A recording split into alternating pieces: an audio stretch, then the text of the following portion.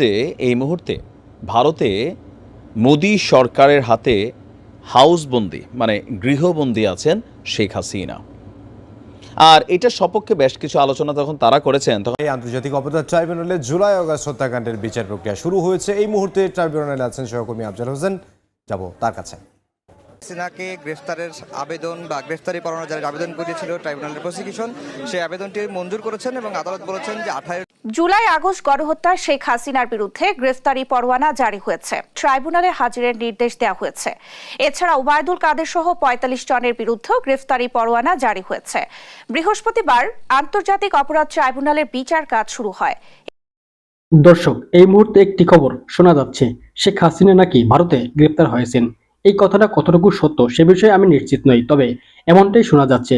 নরেন্দ্র মোদী কি শেখ হাসিনাকে গ্রেপ্তার করে বাংলাদেশে ফেরত পাঠিয়ে দিবে? দর্শক, ভিডিওটা না টেনে সম্পূর্ণ দেখুন আর একটি লাইক দিয়ে আমাদের পাশে থাকবেন। এই ভিডিওতে আমার যে মন্তব্যগুলো, কয়েকটা বিশ্লেষণ শোনার পরে আমার কাছে মনে হয়েছে যে আসলে কি এমনটাই হচ্ছে, ঘটনা কি সত্য, আমরা কি সব কিছু দেখতে পাচ্ছি, আসলে পেছনে কি হচ্ছে।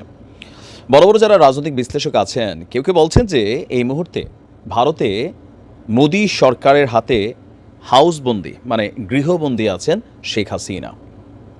আর এটার সপক্ষে বেশ কিছু আলোচনা তখন তারা করেছেন। তখন আমার কাছে কয়েকটা আলোচনার মধ্যে খুবই গুরুত্বপূর্ণ অংশ সামনে উঠে এসেছে।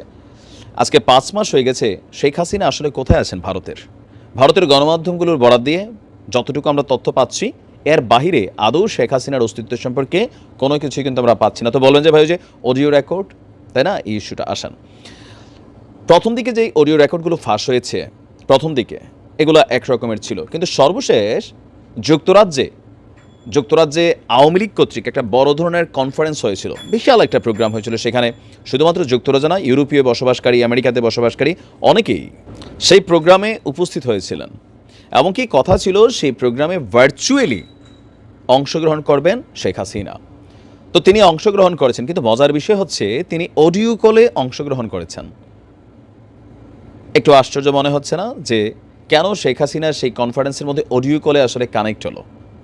তিনি তো যদি গৃহবন্দী নাই থাকেন, যতটুকু আমরা কয়েকটা পত্রিকার মারফত শুনছি যে তিনি দিল্লিতে আছেন বিশেষ ইয়াতে, আবার কেউ কেউ বলছেন তিনি খুবই খোলামেলা ফ্রেশ মুডে আছেন।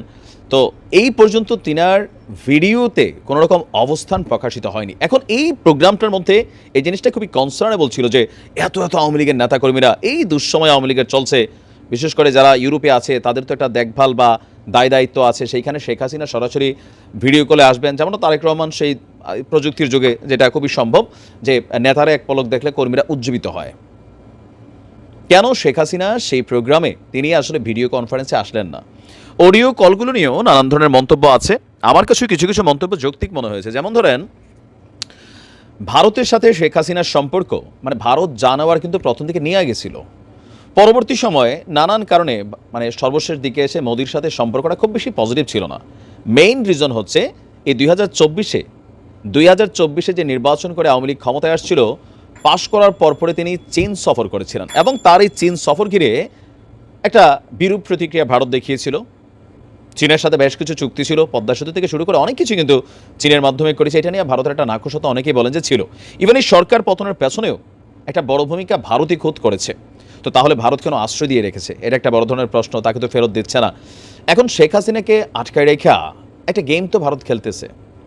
মানে এগুলো আমার ব্যক্তি মতামত, সামহাউ কিছু মতামত শুনি বা কিছু পড়ি আর্টিকেল, দেন মনে হয় যে কোথাও না কোথাও তো একটা কিন্তু আছে। আসলে ভারত শেখ হাসিনাকে নিয়ে কি বাংলাদেশকে একটা ওয়ান কাইন্ড অফ জিম্মি টাইপের খেলা খেলছে? জিম্মি টাইপের খেলাটা কিভাবে খেলছে যদি আমি বলি, রানিং সরকারকে কন্ট্রোলে নেওয়ার জন্য শেখ হাসিনাকে ভারত রাখা জরুরি। যেমন ধরেন, টুস করে ঢুকে পড়বো, সারা বাংলাদেশের মধ্যে ভয়টা, এই মিছিল মিটিং এই সেই আন্দোলন শুরু হয়ে গেল, মানে অন্তর্বর্তী সরকার ভয় পাচ্ছে। এখন যদি শেখ হাসিনাকে ফেরত পাঠাইয়াই দেয়, তিনি চলে আসেন, গ্রেপ্তার হবেন, জেলে আসেন, ঘরের মেয়ে ঘরে আছে, সরকারের জন্য টেনশনের কিছু হবে না। যতক্ষণ পর্যন্ত তিনি সীমানার বাইরে আছেন, টেনশন তো কাজ করবেই। কখন শেখ হাসিনা ঢুকলো রে, কখন আওয়ামী লীগ আবার রাজপথে নামলো রে। অন্তর্বর্তী সরকারের মধ্যে কিন্তু এই ভয়টা আছে। সমন্বয়কদের মধ্যে 100-150 আছে না? আছে। কেন? আওয়ামী লীগ রিটার্ন করলে সবার আগে যাদেরকে শায়েস্তা করবে এরা হচ্ছে সমন্বয়ক। এমনকি একজন না, এদের ফুল ফ্যামিলি পর্যন্ত আওয়ামী লীগ কিন্তু ঘটনা ঘটাবে, এটা হচ্ছে খুবই বাস্তবতা। তো এখন এই যে ডর ভয় এগুলা দেখানো সম্ভব শুধুমাত্র যতক্ষণ শেখ হাসিনা বাংলাদেশের বাহিরে আছেন। এখন শেখ হাসিনাকে সেখানে রেখা অন্তর্বর্তী সরকারের সাথে আপনি দেখেন আমাদের বেশ কিছু রাজনৈতিক দল বারবার বলছে ভারতের সাথে কী কী চুক্তি সব প্রকাশ করেন, কিন্তু এখন পর্যন্ত আপনি দেখছেন গত 5 মাসে কোনো চুক্তি প্রকাশিত হইতে ভারতের সাথে কোনো রকম মানে ওই ইন্টারনেট একটা ইন্টারনেট খালি বাংলাদেশের উপর দিয়ে যাইতে দিব না। এছাড়া বাকি যে জিনিসগুলো আছে আপনি কোথাও কোন জায়গাতে আপনি গ্যাপ দেখছেন? বড় ধরনের ডিল চুক্তি ট্রানজিট এ টু জেড কোথাও না। আমাদের সরকার খুবই ওচা চোরা গলায় ভারতের বিরুদ্ধে কথা বলতে পারতেছে না। আবার মোদি আরেকটা খেলা খেলতেছে, ডক্টর মোহাম্মদ ইউনূসের সাথে সে কথা বলছে না। মানে সব কিছু মিলাইয়া একটা গেম তো ভারত খেলতেছে মনে হচ্ছে। ইভেন আমি যতটুকু আমরা বুঝি যে আওয়ামী লীগের যে সকল নেতারা ভারতে এই মুহূর্তে পলায়নরত আছেন এদের অনেকেও কিন্তু হালকা ঝাপসা দেখা যাচ্ছে।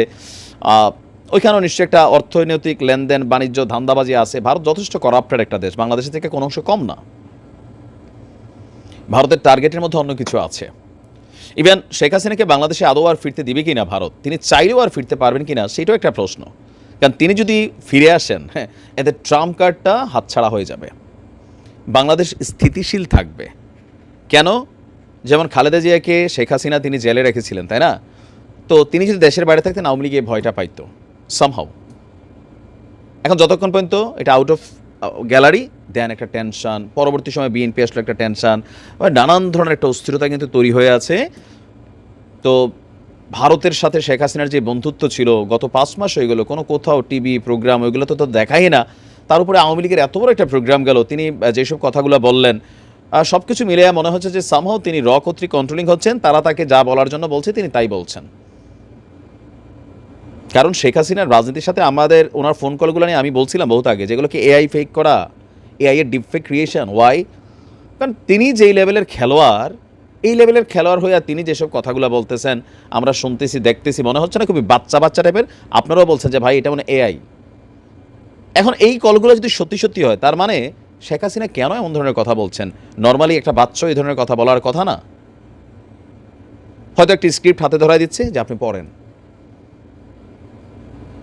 বলা হয় থাকে যে 1975 সালে বঙ্গবন্ধু শেখ মুজিবুর রহমানের মৃত্যুর পেছনেও ভারতের হাত আছে, শহীদ প্রেসিডেন্ট জিয়াউর রহমানের মৃত্যুতেও ভারতের হাত আছে।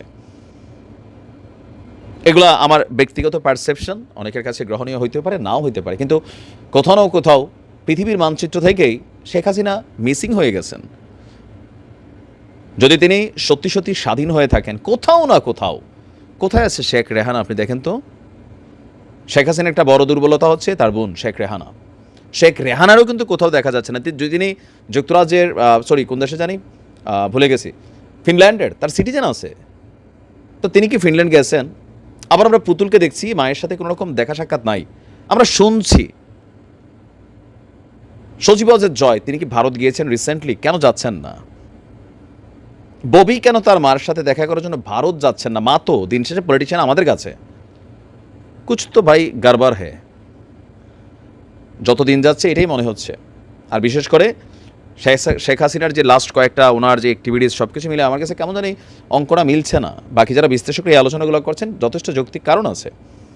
দেখা যাক কখন তিনি সশরীরে হাজির হন মিনিমাম লেভেলে ভিডিওতে, মানে তখন হয়তো বুঝবো আমরা যে আসলে কি ঘটছে। দর্শক, এতক্ষণ খবরটি দেখার জন্য আপনাকে ধন্যবাদ। শেখ হাসিনাকে আদৌ গ্রেপ্তার করা সম্ভব হবে কিনা আপনাদের কোনো ধারণা থাকলে আমাদের কমেন্টস করে জানাতে পারেন। বেশ কিছুদিন আগে ভারতের কাছে শেখ হাসিনাকে ফেরত চেয়েছিল, কিন্তু সেটা সম্ভব হয়নি। এদিকে বাংলাদেশে আওয়ামী লীগ নেতা কর্মীরা বঙ্গবন্ধু কন্যা শেখ হাসিনা ও তার ছেলে সজীব ওয়াজেদ জয়ের সম্মানহানির জন্য বর্তমান সরকারকে তীব্র নিন্দা ও পদত্যাগের দাবি জানিয়েছে।